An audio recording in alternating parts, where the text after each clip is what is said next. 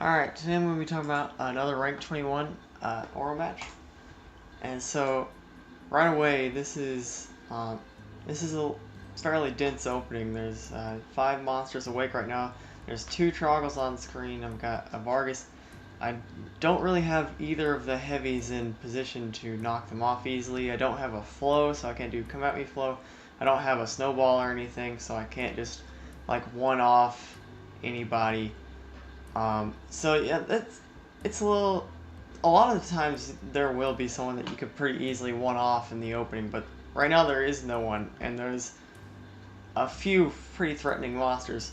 Now, one thing I do notice is that this Troggle is already set up on this pond here, so I was kind of considering like dashing over and maybe stepping up and firebombing the Vargas off, and then maybe trying to get on this tile to activate the Troggle, but I decided just to, well, first I was just kind of stepping down here trying to get my bearings a little bit. I didn't have a full plan, but I decided to just go ahead and dash over at this point and then wake up the Troggle. I didn't have to spend Firebomb right away, but now you can see I just woke up another Lich, and that was another thing I was kind of worried about too. There was already like 5 monsters awake. I wasn't sure what was going to be over here, so now there's a Lich awake now, so things are getting a little, looking like they could go south. But so I was considering using Firebomb there. I didn't because I kind of wanted to do more with it, and I also didn't want to necessarily burn up that power tile that was over there. So anyway, just go ahead and I activated the Troggle there because I know it won't kill me, and I figure maybe I can get a kill off of it. Now I didn't notice this while I was playing, but I could have jumped over here and killed this Lich and this Flame, and then I would have got swapped with this Trickster, and maybe I could get over to these power tiles. Maybe. But I may have taken some more damage doing that, I don't know. But my main focus was just getting to more power tiles. And unfortunately that Troggle didn't get any monsters. I think one change that would be nice is to have the Troggle charges always happen last, because usually it seems to be that you're trying to bait monsters to move into their path more often than not. So I think it'd cut down on a lot of output randomness, because the Troggles can be a real source of output randomness. So there I was gonna just move on without doing that, but I noticed that because I didn't want the monsters to close in on me too bad, but I just looked at it for a second longer and I realized that I could pretty safely get the bat. So this sequence right here is kind of interesting. So I step here to get the jelly. There was no way to be sure what would happen there. I didn't know if this Troggle was going to warm up or not, but it did. And so now I have an opportunity to kind of take advantage of the Troggle charge from a unique angle. You don't usually dash in front of the charge like that, where you just leave flow on the edge. Usually you get them with a vortex or something, so that was fairly interesting. Now we've got some more play with the Troggle here. I figured I could get a kill off that, so why not do it? Alright, and so then now I've created another vortex. I'm going to try and get another kill off Troggle, and it works out.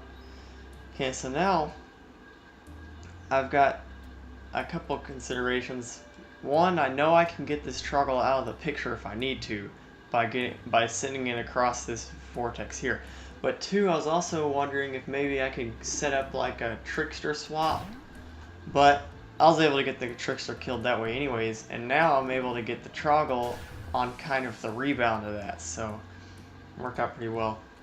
So here, I'm smelling a good gale. Got everyone on the shore. Now the Vargas could have moved here, and so then it would have been a little worse, but I mean, not too bad. So I probably should have just ignored those power tiles, because there's a ton of power tiles up here. I got this rune, and so yeah, I'm just kind of like wasting power tiles by stepping on them now and wasting time. So yeah, that's why I was kind of sitting around for so long there, was because, not because I'm scared of the rat, but because I don't want to waste time and I don't want to waste power tiles. So I was considering like using jump or something to get around him, but I decided not to because I could already see monsters over here, so I wasn't too far away from more action. So I could have stepped where the kissy rat is now and used flow to kill this lich. Although I don't think I actually saw this water, but I think I was, it was pretty safe to assume that it was there. I don't know. But instead, for some reason, I went looking for like a little jump play. Maybe it was to speed things up. Maybe because I wanted to get on the other side of the lich faster. But I could I want to set it up to where I can jump to a monster that's next to the lich, and then jump maybe kind of like where the foxy was, and then push the lich. So I can do that now with the rat.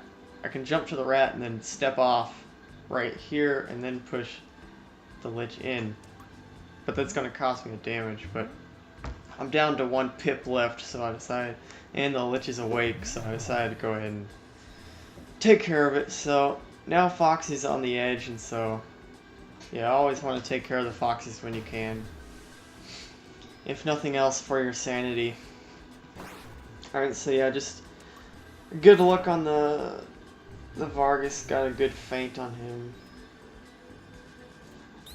Pull the rats to the edge, get this one in the flame, kind of recover my spells here a little bit. Alright, so now we got another Vargas, a curse kid, and I think that's a bat over here in the corner, so things are about to get a little serious again, but I've got a full complement of spells, so. Alright, so since there's already flow over here, I figured it'd be good idea to bring the Vargas over. Now I could have jumped and pushed him over now, but I saw this squid was about to get in position where I could push the Vargas into the squid. And so I could have done the jump thing now, but I would have taken a damage. I dashed like this because I thought I was going to use Firebomb here, but then I realized I didn't consider, like I somehow didn't see that wouldn't actually kill the Curse Kid. So I should have just used Gale while I was standing over there, but I just kind of wasted a dash there for no reason, but it's whatever. Alright, so here I was considering stepping onto this gold tile to kind of take care of this bat by itself without waking the lich, but then I thought that I could use the vortex from the bat more efficiently to kill the lich than I could to kill the bat. Now I could have stepped back, straight back there, and guaranteed that the lich would stand or go into that vortex, but I wanted to get the power tile on the vortex as well, so that's why I stepped to the gold tile at that point, because I wanted the lich to move into the vortex and then I'd jump on its head and kill it that way. And so here I intentionally set that vortex there so that I could do a play like that, and it worked out really well. Got 3 kills off of it. So yeah, pretty dense match, pretty fun match, and I hope you enjoyed watching as much as I enjoyed playing it.